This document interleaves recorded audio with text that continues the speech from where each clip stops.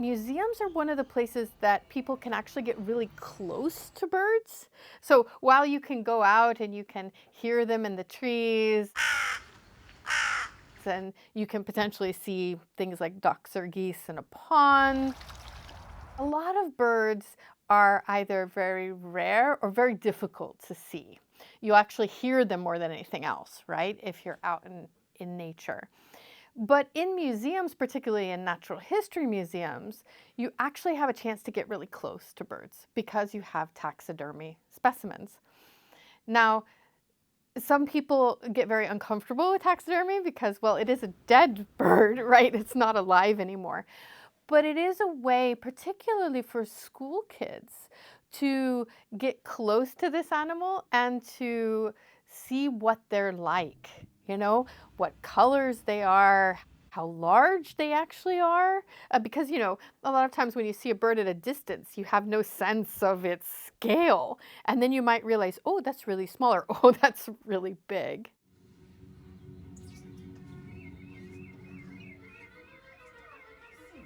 That's one thing that kids in particular, but everybody can get from going to something like a natural history museum, is that closeness to the birds. Now, you can also tell stories about those birds in museum settings. So you can talk about what kind of lives they lead, right? What kind of nests do they build? What kind of habitat do they like? And also the threats to them, right? So we can think about that often in a natural history setting, you'll find out that birds are being threatened by things like deforestation or pesticides, plastics, all of these things can affect birds.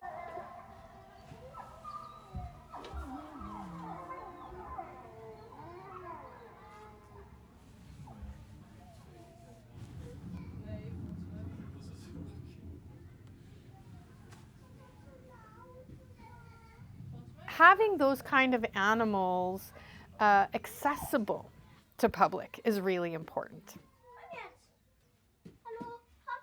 And this is a way to talk about how what we do as humans affects what birds do and what they can do in their environments and living.